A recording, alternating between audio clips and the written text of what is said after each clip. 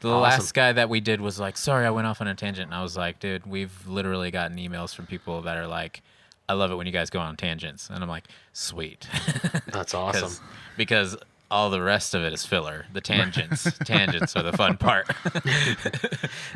To join our metal nerdy community, hit the subscribe button. For comments or suggestions, hit us up at worshipatributenerd@gmail.com. This week on the show, we talked to Jeremy Saffer about his new book, Daughters of Darkness. And we got extra nerdy and kinda metal. Worship and tribute, nerd.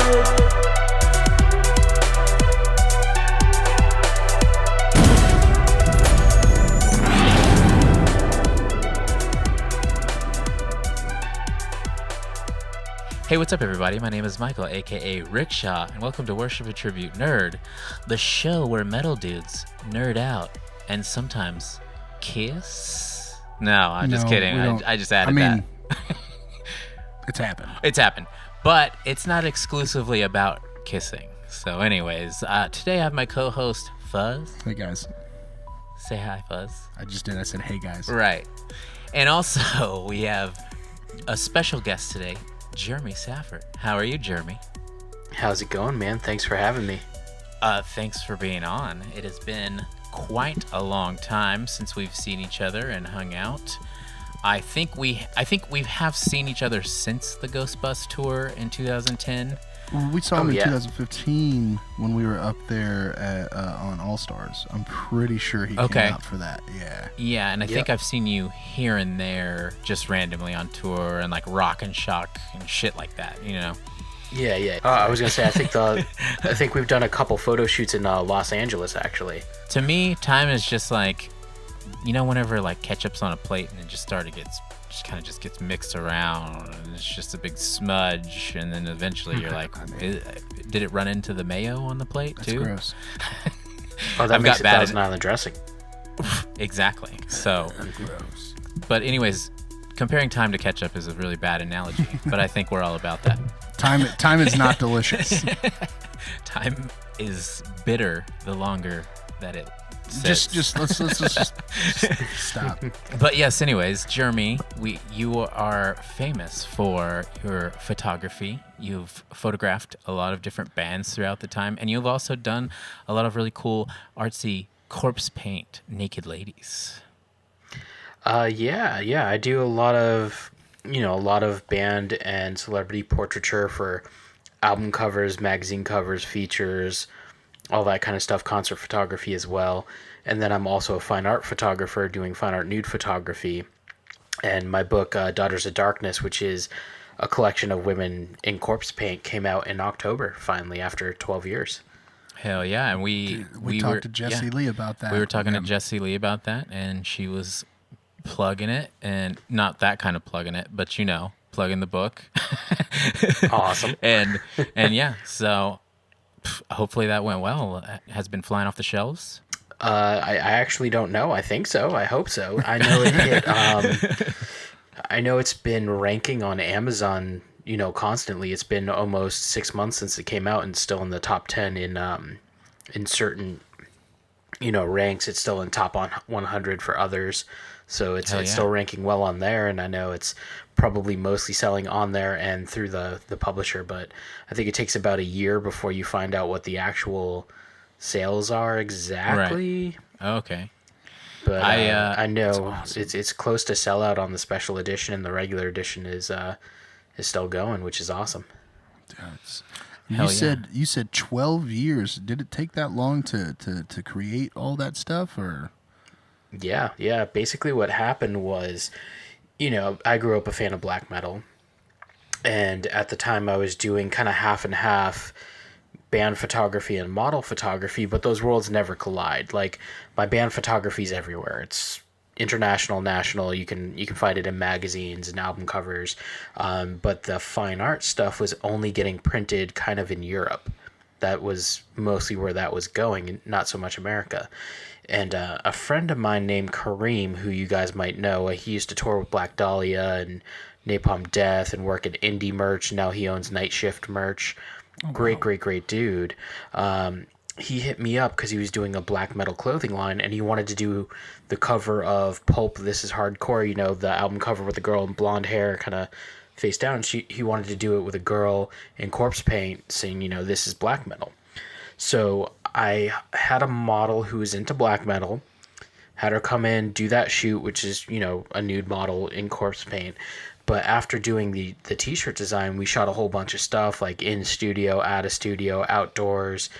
And I was like, oh, dude, this is so cool. I need to do more with this. I really like this aesthetic. It really makes me think of, you know, when I was a kid and I would buy an album because there was a nude woman in corpse paint on it, not knowing who the band was. And it was like something awesome. You know, that's how I got into a lot of black metal and doom metal bands, just from their album art or for their merch. Like, you see the old Cradle of Filth merch, it had a lot of, you know, fine art, nude photography and nude art in it.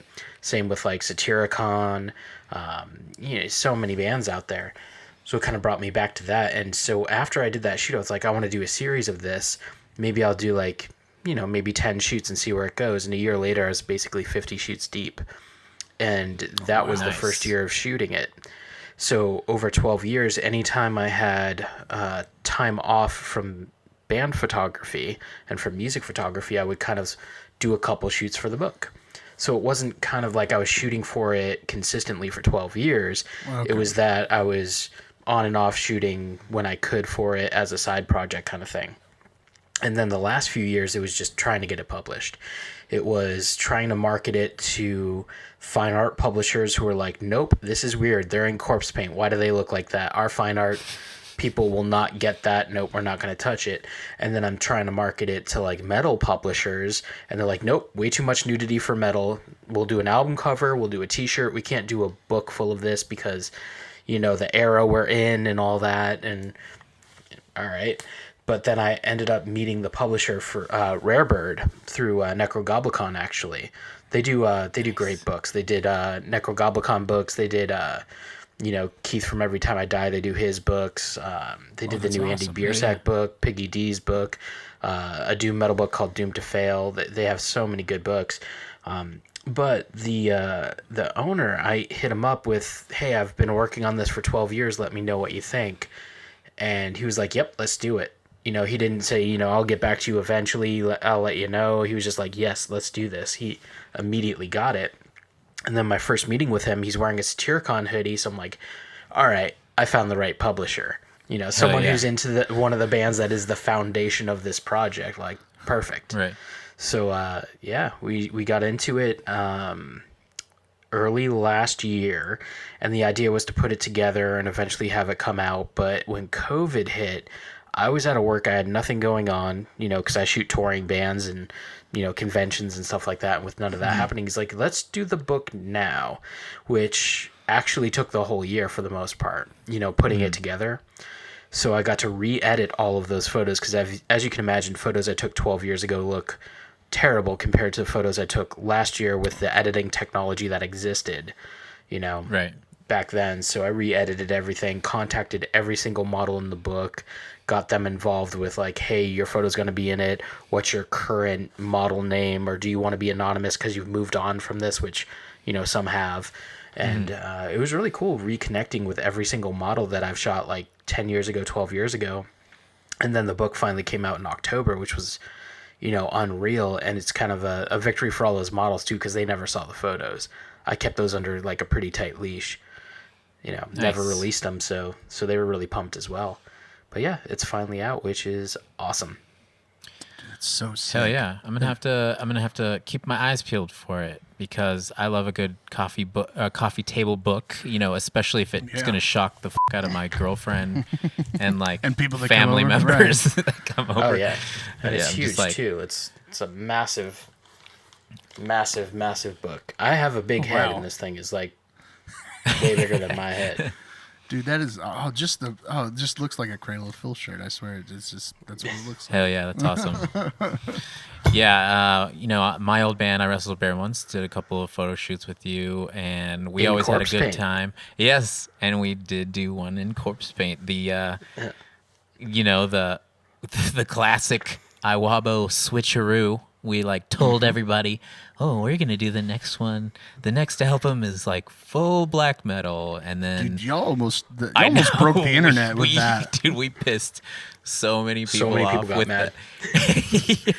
And it's just so funny because it's like you don't think about, when you're in a band, you're like dropping all these stupid ideas. I mean, I'm not saying that it's stupid. I'm just saying like you sit around and you go, hey, we should make a shirt like this. Hey, we should like promote our album like that. Hey, let's wear cowboy hats, like, whatever works. It's fun. It's fun. Yeah, and we never thought, we only thought it was just being fun, and we definitely got a bunch of death threats for being like, I wrestled the bear once, he's making a mockery of black metal, and the next time you come to Europe, you are fucking dead to me. Like, and it's like, oh, shit, so. Wow, they take that seriously. Yeah.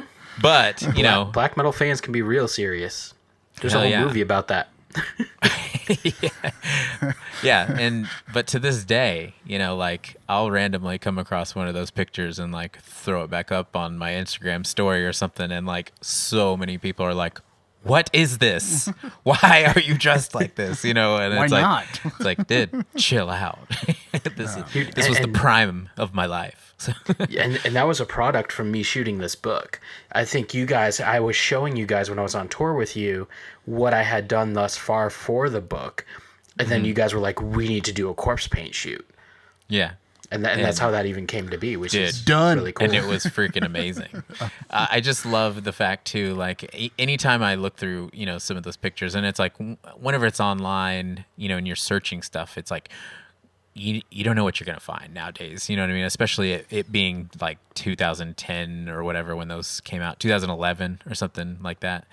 But like I'll be looking through all of the corpse paint pictures where we're like brutal faces and like being metal, and then like I'll come across the next one where we're wearing Santa hats with our corpse paint, and like Krista has like a trophy or something like that. And, oh my god! And everyone's those Santa like, shots are so good. Yeah, so I'm like these are so fucking good. Yeah, that's awesome. So, thank you for that. And I just wish we got Mildred in corpse paint. God, that would have been incredible. Mildred is, last time I talked to Steven, Mildred is alive and kicking still to this day. She's like 13 or 14. So. Oh, I know. I saw a video of her running the other day. Yes, she is still kicking well, kicking it, pawing it. Love to hear that. I love that dog. Yeah, I have a little Scotty, and he's a little black Scotty, and he hasn't had his balls removed yet, so he's just like trying to hump his sister all the time, and like he'll go outside and howl at the moon with all the other dogs and shit. So I'm just doing what dogs do, man. I'm having fun being a dog daddy. That's awesome. Dog daddy. But anyways, yes. That just came out of nowhere. That's true. Side tangent, like we were saying. What other projects do you have going on right now? Anything in the works? Anything cool? Or you're just kind of just laying low right now because of COVID and everything?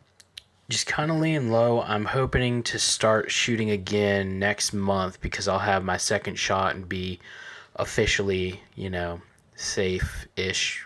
We'll see, I guess, speculatively right. Safe. But I moved my studio, the studio that you've seen before and you've been in before. I closed down and moved into a home studio, so I don't have that overhead. It's just in my living room, which is massive. Had enough room for the studio, so I was like, yeah, I'll do that. So because it's in home, I didn't want to bring people in here during pandemic or anything. Right. The only things I really did during the pandemic was I did that music video Within This Moment, which it was just Maria, her boyfriend, myself, my girlfriend, and that was it. That was the whole set. It was very we don't leave the house, so, and neither do they, so it was very, very safe. Right.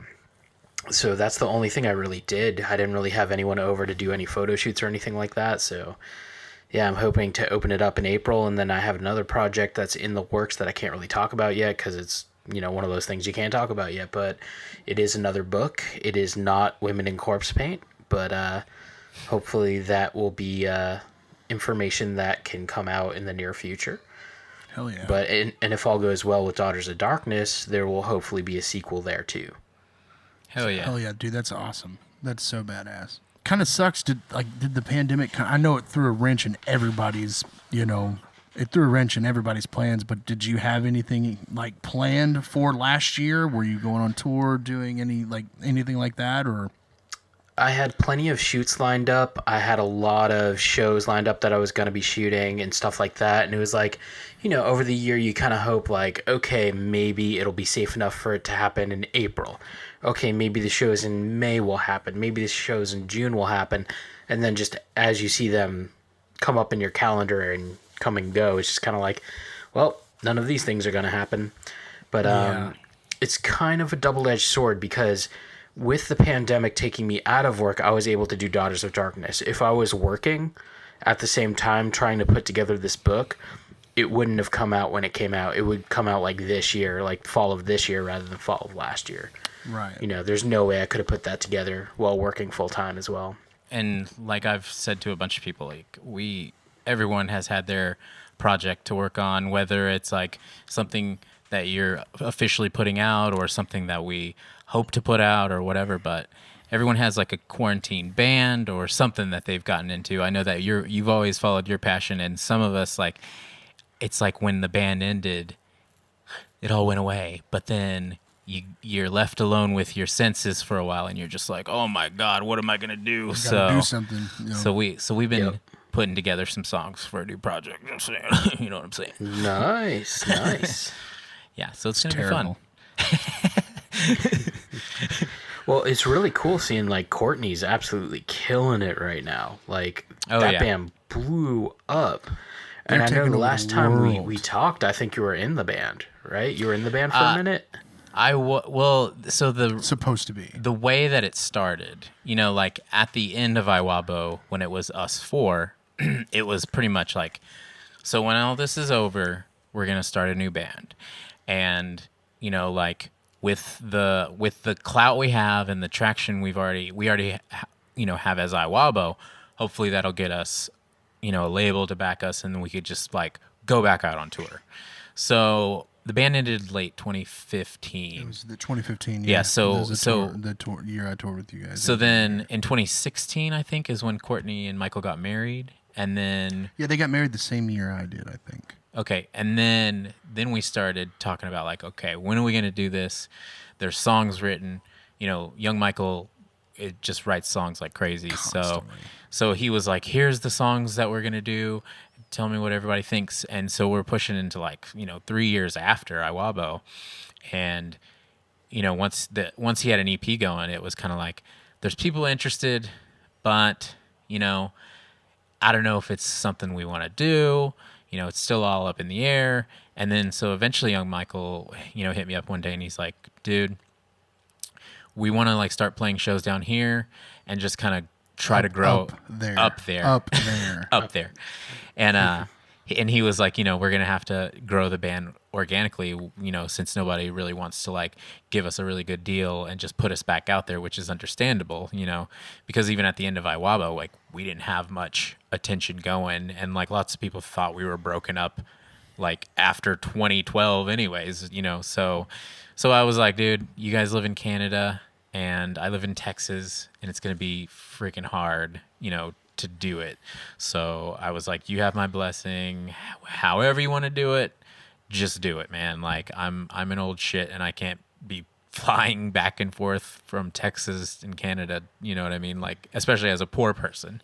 So here we are. And like, they were so smart about everything they did. Like, like they sent me a thing one time that was just like, here's the best day to post on this. Here's the best day to post on this. Here's here's when you should do live videos, and like this is things we're doing to make us get going. But unfortunately, a podcast doesn't pick up like a band does. Right. You know what I mean? And also, everyone's like, who is this guy that's starting a podcast? I don't remember him from anything. So I was like, who's the guy who kicked stuff on stage? He did the kicks. Right. Yeah. Do you don't remember me? The floor is lava, guys. Come on. You're not Krista or Courtney, so they don't give a shit about you. Right. I do still have tits, though. You do. You have boobs. Can confirm. Right. Maybe I Can confirm. should wear tighter shirts. Maybe you should. Go back to the old days. But yeah, Jeremy, I remember specifically staying at your house a couple times when we would drive all through the night and not have anywhere to stay, and you were nice enough to put us up. And whenever I would walk into your house, I would see the biggest DVD, Blu-ray, and horror, like movie prop, like crazy shit in your house. So here at this channel, we love to hear how nerdy you could get. I would wake up in your house with Pinhead and Jason hovering above me, like full life-size props. Mm-hmm. Tell us how you got into that.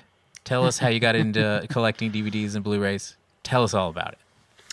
All right, so I've been a big collector kind of forever. I have something like 12,000 CDs. You know, that's the first thing I really collected. I have 2,000 vinyl plus. And, you know, being a huge horror fan and a huge movie fan, you know, as soon as DVDs started, I started buying them, and I never got rid of them. You know, I just kind of still have everything I ever got. So from when you were there to now, it's probably 3 times or more the collection it used to be, and then you add Funko Pops to it, and it's even worse. That's been the main thing I've been collecting. I have over 2,500 Funkos. Dude, I saw Nice. that post the other day, and it blew my mind. I saw that on Facebook, I think, and it seriously blew my fucking mind yeah. that you have that many. That's ridiculous and awesome. Yeah, I could see love them. They're great. The appeal on the Funkos, though. Like, even I collect other things, like, you know, I collect Marvel Legends and Star Wars Black Series, but like a great looking Pop Funko, you're just like, man, I have to have that one too, you know? Like, I got, Dude, I have a Freddy back here and like a Mr. Sinister, and like they just look so good. When they're done right, they're fucking awesome. So Yeah, the original ones weren't great. Like, the original ones, they took the same mold and just kind of slightly changed it a little bit. Mm-hmm. Like, the Freddy you have is probably the OG mold. If it's the Freddy Krueger one, it is.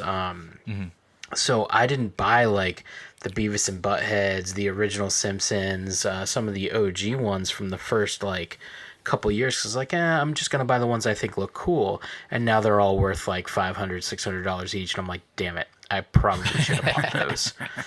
Yeah, like I have the OG Michael Jackson collection, which is just, you know, the same mold with slightly different things, and those are all worth a ton now. But the Mr. Sinister, for example, is its own mold, and that's why it looks so cool. And all the ones they do now are their own molds without reusing the same thing for each Funko Pop, which makes it so awesome. And the cool thing is they have pops for everything, you know? Yeah, they've I've seen recently too, they're like putting out Slipknot ones. I saw Marilyn Manson at the store the other day. Dude, Pop they Funko. have Big Lebowski ones, man, and I tried to get them, and they're like $150 each for Walter Yeah, because and the dude. they're older. Yeah, and I'd spend the money. I have no problem doing that, but I don't know if I need them that bad. Someday we'll get them for you, bud. I collect shoes. Sorry, that's what I spend my money on. Dude, and same thing with shoes. You know, like, if there's a drop and it's a rare thing, you buy it for whatever, $50 for a pair of shoes or $15 for a Funko Pop, and that minute you got it for $15, it's immediately worth $200. Right. You know, because it's just a limited thing. And that's what's awesome. Oh my god, I still can't believe you have that many pops though, dude. That's crazy. It's blowing my mind right now. That's a lot. That's a big number. Yeah, I started with, like, you know, I got Freddy, Jason, and I was like, okay, I'm only gonna buy the ones I think look really cool. And then fortunately, they keep on coming out with ones that are really, really cool looking. So I keep buying them. But then I got really into, like, yeah, exactly. Then I got way into the actual Funko originals, which are really cool.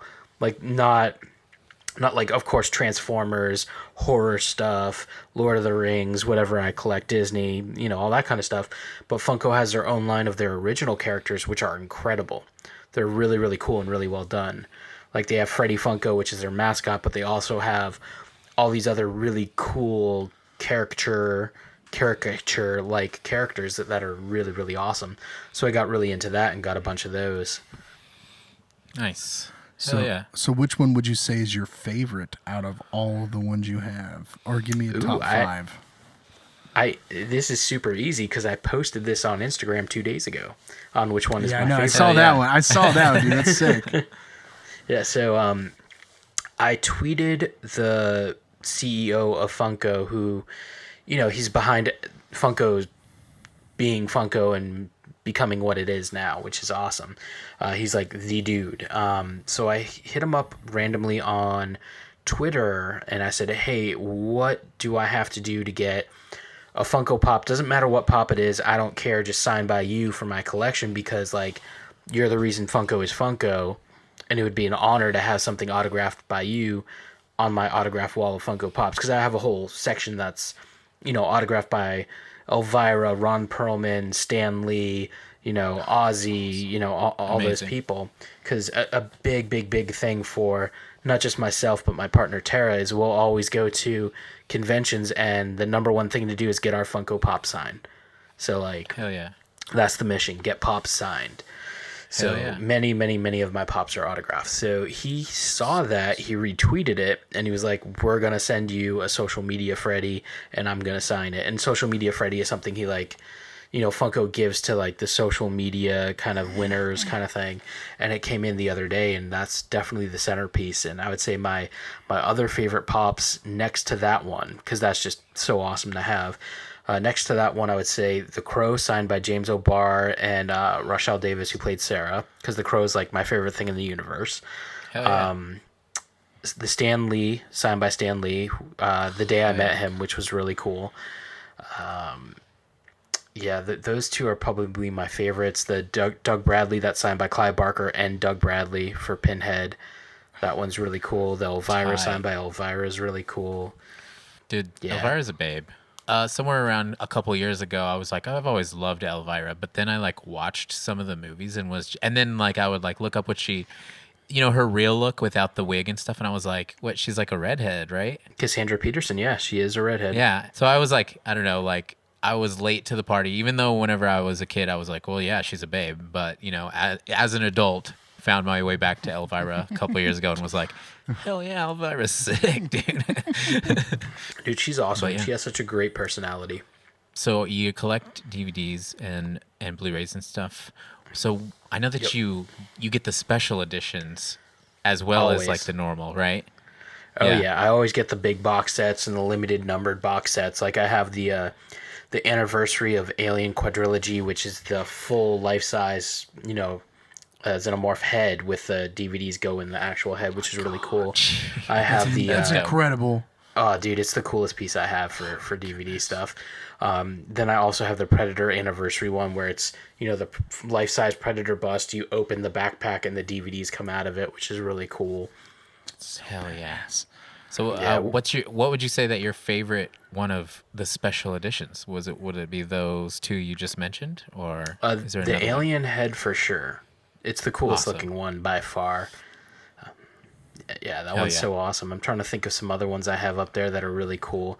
I have a limited edition of box set of the trilogy, the original Transformers trilogy, the first 3 movies, with a film set in it signed by Michael Bay, which is pretty cool.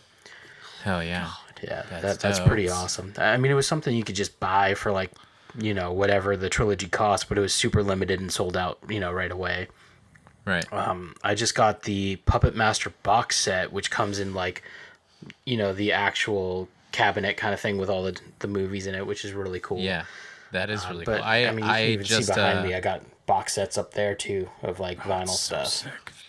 I actually ordered the NECA is doing 2 different 2-packs of the Puppet Master figures, and they come that's awesome. They come in like a box that looks like the little cabinet like on the cover, and it's amazing. I haven't got them yet. I think they come out this month or next, so big Puppet Master fan. Yeah, Puppet Master is so cool. Even though like from one movie to the next, they didn't really stick with the story they were trying to tell, you know what I mean? It was always kind of confusing on the way it unfolded every every one of them. So Yeah. The like I think even Toulon's name changed in one of the movies. I'm pretty sure. Yeah. Like right.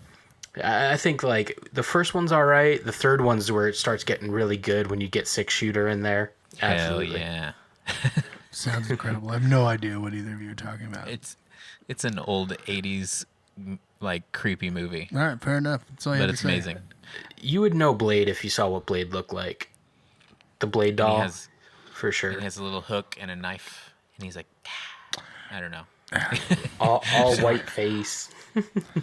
Or Pinhead's pretty recognizable too. He's got like a maroon sweater, and he's like a buff-looking puppet, but his head's real small, and he's like, Yeah, I don't know.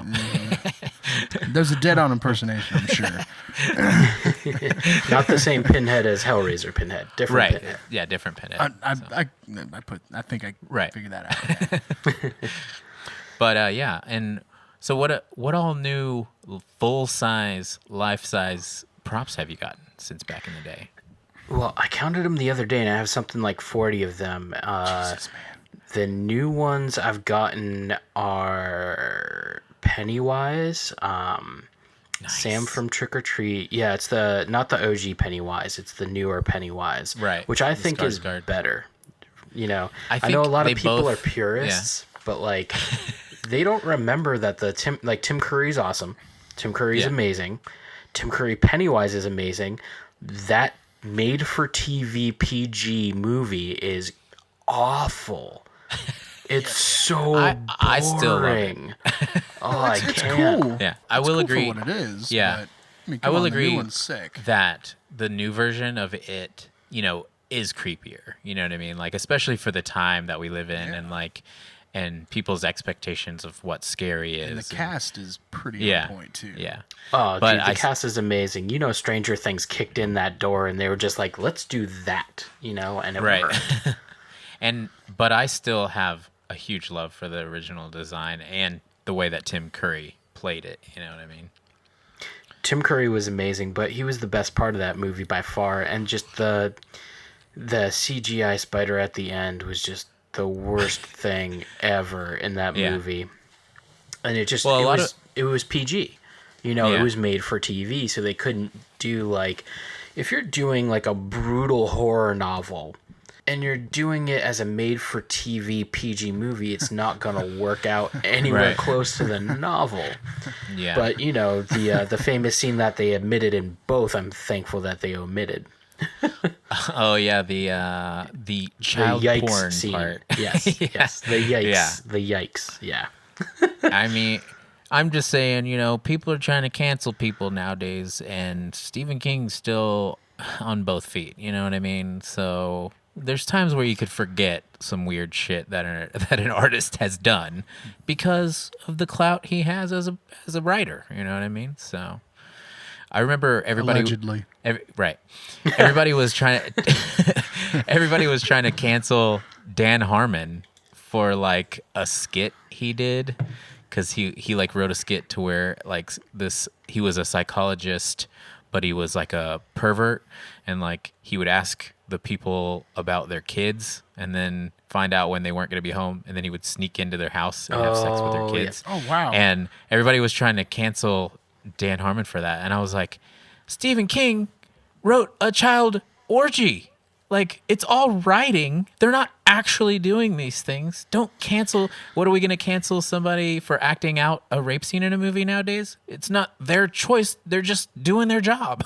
So I don't know. You can't do it comparatively. You can't compare one thing to another, because once the target is kind of zoned in on, you're not looking at what else is out there that is similar or worse Right. or different. They're Right. just focused on that one thing being, cut, which sometimes is a good thing. It's awesome that like terrible people who have done terrible things are finally getting a roadblock in doing those terrible things and using their fame to do those terrible things. Right. And it's awesome that women can speak out and have their time to just kind of be like, dude, this happened. This is not okay. And Right. hopefully that will end the whole, if this happened in the 80s, hair metal wouldn't have existed, I don't think, but Right. you know, but Yeah. it's good that they're putting an end to it now, because it's like, it's grody that any of this stuff Right. happened. But I feel like some of it is a little bit of a misfire, and going forth people who, didn't do anything, and it was, Right. it's proven later on that they didn't do anything, but they're like, their career had been derailed because they got accused, kind of thing. And it's kind of a bummer to see how quickly it can take somebody out when they're innocent, but Yeah. it's really awesome to see how quickly it can take someone out and stop them from continuing to do those things. So it's kind of a double-edged sword. Yeah, I definitely think, if you're a terrible person, definitely deserve to not, keep doing your terrible anymore, job yeah. and being a terrible person. Like, yeah, let's get them out of there. But like, whenever nowadays people are taking it as far as canceling fiction, Exactly. it's like, Yeah. it's fiction, man. Like, Well- like somebody wrote that for your reaction. You know what I mean? Like why are we trying to cancel it? So like I Pepe mean, Le Pew got canceled. Yeah. I mean, some fiction definitely is like, shouldn't be out there anymore because it's just outdated in what its message was. Just Right, like anything true. else. Like, you watch some old movies and you're just like, ooh, this couldn't be made right now. I just watched Yeah. the 4 American Pie movies, which are great. I love Right. those American Yeah. Pie movies. I like stupid comedies. And, Right. you're I watch them all watching... the time. Yeah, they're great. You watch American Pie 1, you're like, ooh, none of they're all calling each other gay. They're like, oh, that's so gay, bro. And it's like, Yeah. well, that wouldn't exist now. There's no way. They also Like- filmed someone changing in a room, and like the whole internet was watching that person Yeah. get naked Oh, yeah. without her knowing. No way. Wouldn't Yeah, happen now. no way. Yeah. I actually thought about that have you ever seen Dead Man on Campus? Oh, the Mark Paul Gosselaar movie. Yeah, Mark it's Paul been a Gosselaar. long time. Yeah, that's one of my favorite movies, and I remember I sought the DVD out last year and finally, got to watch it after I hadn't seen it in a while, and I was like, oh wow, this movie would not do well nowadays. It's a movie where 2 college students try to convince their other roommate to kill himself so they could get A's. so I was like, wow, 2020 would not like this movie. No, and some of it is just like, it didn't age well and it shouldn't exist in this time. But some of it's just like, dude, it's harmless. Come on, man. It doesn't exactly. matter. There's times where you're like, that's hilarious. So My mentality is, if it's something that has a victim or creates victims, it's not a good Right. thing. that's true. If it's victimless, it doesn't Right. really matter. Right. Like who's there to be mad about it? But like, in general, you got to stand with victims. You got to believe victims. Always. You got to, support women. But if it's something that's not hurting them, not hurting anyone, and it's just like one random dude is just like, I don't like this, so you should cancel it. It's just like, yeah, here, stop it. But when it comes to like, racism in old cartoons, yes, absolutely, Yeah. address it. Oh, And I like the yeah, way sure. Disney did it. I like the way Disney did it, where they pulled it from the child channels of Disney Plus, and it's still in the adult stuff where you can watch, Dumbo, Peter Pan, all those movies, but they have a little, pop-up that says, hey, this came out a long time ago. Some of the depictions in it are not culturally sensitive. They're not correct. They're wrong. They're bad. We're sorry. It still exists. And if you watch this, you acknowledge this. I think Right. that's the way to go about it. Have that kind of warning out there that this media did exist. There was a time when this was acceptable. There was a time when this was okay, and teach them why it's not, rather than not having it out there at all. Because I feel like that stops the conversations. The conversations to educate people. Like, I do understand what, like, I've thought Pepe Le Pew is kind of like, oh, this is what he actually does. He's like a quagmire for children, and quagmire for adults is fine because it's for adults. What he does is messed up. But, you take Pepe Le Pew, and that's for children, so I get it. but it also removes the conversation parents can have with their kids saying, okay, so this is why this is wrong. This is why you can't act this way. This is why this is unacceptable. This is why it's not okay. So when that's not there, if they see it elsewhere, if they see Quagmire, you know, instead of Pepe Le Pew, and there's no warning on Family Guy other than it's Family Guy. And I'm not saying cancel Family Guy. I'm saying, you know, this exists in other mediums. But again, that's when you're targeting one thing, you're not looking at other similar things. But the scary thing is, like, where does it stop? When does it become like blaming KMFDM, Marilyn Manson, and bad example saying Marilyn Manson, and video games for Columbine? Like, there's a school shooting and you blame it on video games and metal, industrial. And that was the right doing that. And now it's the left who are like trying to cancel everything, which sometimes it's absolutely, yes, this should not be out there. For sure, this should not exist. And then other times it's just like, this is going to be more harmful than helpful by getting rid of it. Right. You know, that's my whole mentality on it. Yeah, like, there, you know, we all do up shit, especially when we're younger too. Like, so there are scenarios where I would prefer not to just cancel certain people. Like, let's just give them a chance, because sometimes, like, you know, with I think there was a band member that got called out for saying something racist in 2010, and it's like, dude, it's been 20 years. I get that it sucks that when a person does that, right? But that was 10 years ago. Like, that person might have went through so fucking much since then, you know what I mean? So there's a time, and there's a time to cancel someone, and there's a time where it's like, let's give it a chance. You know, maybe they've changed, or maybe they can change, you know what I mean? So, but it's all subjective. Let them explain themselves before we go and just say, go f*** yourself. Yeah. And he did explain himself pretty well. The problem is when someone sets that target and the entire mob of the internet backs up that target, there's nothing you can do. I wish the band stood behind him and were like, look, this was a mistake. He's not that person anymore. People change for the better. It's terrible that that word was used, and just kind of acknowledged it, and you can learn from it. But he did acknowledge it in a very, very good way. He's a very good dude. He's a great person. And, you know, good on him for not wiping it under the table and not taking responsibility. He took responsibility for it, which I think is the right thing to do. I don't think there's anyone out there in the universe that doesn't have some sort of skeleton in their closet. There's no way. Exactly. So every single person is potentially living on edge to, like, when is someone going to find out that I said this or did this in, 20, 25, 30 years ago.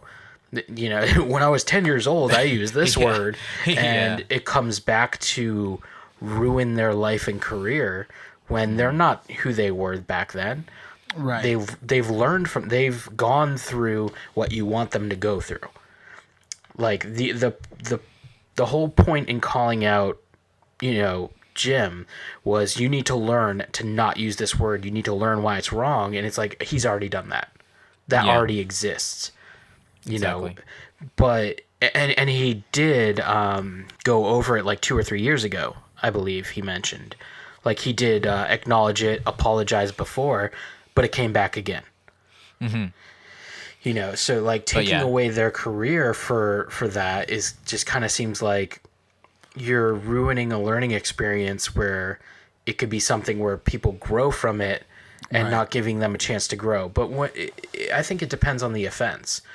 Like, and it's difficult to gauge, like, okay, this person said this person did this person, what's forgivable and learnable, what is a teachable thing where you can grow from it, and what's something that's, nope, your career has to be over. Right. And I think that comes with physical assaults, any sort of physical stuff, that kind of... Right. That's some of it there's no coming back from, like, and that's exactly they deserve that, they deserve that 100%. I don't think I think that's dumb otherwise. But let's lighten it back up, Sorry. I actually appreciate that, dude. That was deep for sure, man. And you brought up Disney. So that could be a good segue. I know that you're a big Disney guy too, right? I am, yeah. Yeah, Yeah. I've former Belle season pass tattooed on holder. my calf. That's awesome. Beauty and the Beast is my favorite movie of all time. The message behind the movie is incredible, and I think more people need to see it and understand it. It's just me. Absolutely. My favorite is Lion King. But yeah, let's drop real quick. We're running out of time. It's been a while, but I mean, let's drop your top 5 Disney movies of all time. Ooh, that's tricky because there's so many good live action movies like Blank Check and stuff like that. Oh yeah, that's true. There's Blank Hocus Check Pocus. is, dude, the fact that you just mentioned it made me just, oh my God, that movie is incredible. It is incredible. Yes. Tone Loc kills it in that movie. Hell Yes, yeah. I'm he's just saying, awesome. Jupes. Just hearing him talk. Yes, his Yeah. voice is amazing. Shout out Ace Ventura. Yeah. Yeah. But anyway, go Wow, on. But yeah, go ahead.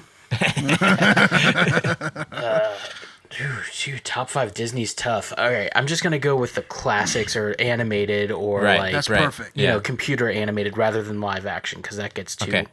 Right. I'm gonna say Monsters Inc. I'm gonna just do like not top 5 in order, just like some of my favorites. Right. Gotcha. Monsters Inc. for sure. Finding Nemo. I really like the Pixar stuff. Hell yeah. I feel like I would be so much better if I had a list of them in front of me. Right. For the original animated stuff, I really, really like, Aladdin and Lion King are the 2 I really grew up on. Yes. So those are the 2 that really like hit when I was in the age where I was watching Disney movies. So those 2 are probably my favorite for that era. I really like The Princess and the Frog. That was really good as well. It's one of my daughter's favorite movies.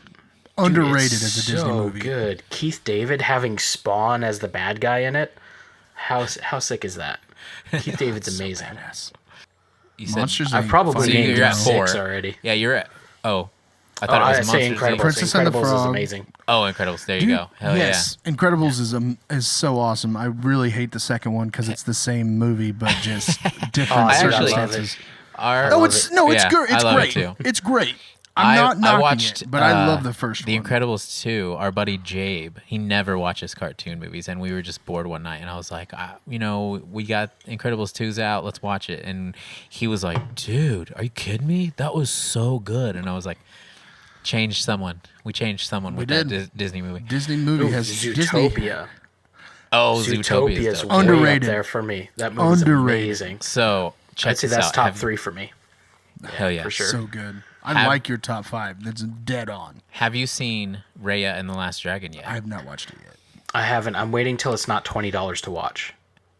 Well, Or is it not? Is it Right. still $20? Well, I think on Disney Plus or whatever, it's like 30. I think they charge for Yeah, the nope. new releases. Not doing that. Yeah, but I mean, you could go to the theater and probably see it for cheaper at this point in time. Yeah, also not doing that. open down there? No. Well, I went to the theater and I watched it, and it cool. was amazing. So, My wife bought it. I seriously was like blown away. I was like, I hardly knew anything about it. All I knew is I saw the trailer and I was like, gonna watch that. And I was like leaving the theater, and my old lady's kid was like, it was okay. There was no songs. And I was like, what? That was the best damn movie I've seen in years. Went So, full you know what's dad awesome? mode, Just like, nope. dude, it was awesome. No Songs is awesome. I watched I agree. Moana. But listen, I hate musicals. So I'm watching Moana, and we watched it while fast forwarding the songs, just to like fast forward the songs. The movie's 4 minutes long without the songs. I actually love Moana. Yeah. Oh, I had can't to do it. watch There's it. too much singing. But There The is. Rock. The Rock kills it. The Rock 2024. Oh God. I'd vote for that. Dude, we'd all have healthy ass diets. We'd all be if he was in- yoked, just straight jacked, wearing Under Armour and lifting our eyebrows up and stuff. I want to see, if that happens though, I want to see his campaign be a lot of The Rock slogans. Yeah, you know what it better I mean? be. Can you smell what the president's cooking? Yeah, dude. 2024. Dude, I'm telling you, The Rock, Terry Crews, 2024. Dude, vice president, president, either way. I don't care. Whichever one. I'll vote for both of them. Break it down, Camacho. They're like two of the most positive people in the universe. I love watching their posts and seeing what they say, and they're great. Yeah, it's awesome. Terry Crews is he's such an inspiration, the things he does. The Rock is awesome too, but like Terry Crews, he's amazing. He really is a great dude. Hold on, I'm gonna say. Can I say one more thing before we close it out? All right. So the first day I met you, dude, I was just talking about this to Mike. The first day I met you, we rolled up to El Paso to meet up with the Ghostbusters tour, and we pull up, and they were like, "Dude, you got to meet Jeremy. You got to meet him." And I'm like, "Okay, cool. I mean, whatever." And you come out of the bus, and I see you wearing these like baggy black shorts, and you had those the shoes that were good for your back. The Skechers shoes, I think it was. And I was like, okay, this dude, he's okay. So I see his long hair, and then it turns around, and you have your camera over your shirt. And then you lifted your shirt up, and you had a Justin Bieber shirt on. And I was like, I respect the out of this dude so much. It's not even funny. So there's a reason for that. Do you know the reason for the shirt? No, I have no idea. So the sound guy on that tour... Wally? Yeah. And his nickname at the time was Bieber. Right. Yep. Hell yeah. So I snagged that shirt while on the tour to support my dude. Dude, that's Wally. so sick. Shout out Wally. We just called him Bieber the entire tour. Yeah. Beebs. I call him Wally B for that reason. And I still have that shirt. But yeah, I mean, I still rock like Britney Spears and Christina shirts and all that kind of stuff. Well, I used to. I just wear plain black shirts now. I'm just boring. Hell yeah. But no, I remember that, and I will never forget it, because I was like, that's not what I expected to see on that shirt. Under that camera was a picture of Justin Bieber. But anyway, now close it out. Yeah, let's close it out. Jeremy, it's been great. If you want to give everybody, where to find you on your social media and where to find your book and everything like that, give it all to us. Absolutely. So all my stuff is really easy. All my socials, my website, everything's just Jeremy Saffer. JeremySaffer.com, at Jeremy Saffer for Instagram, Facebook, Twitter. And then for the book, it's daughtersofdarknessbook.com, but you can also get it on Amazon just looking for Daughters of Darkness.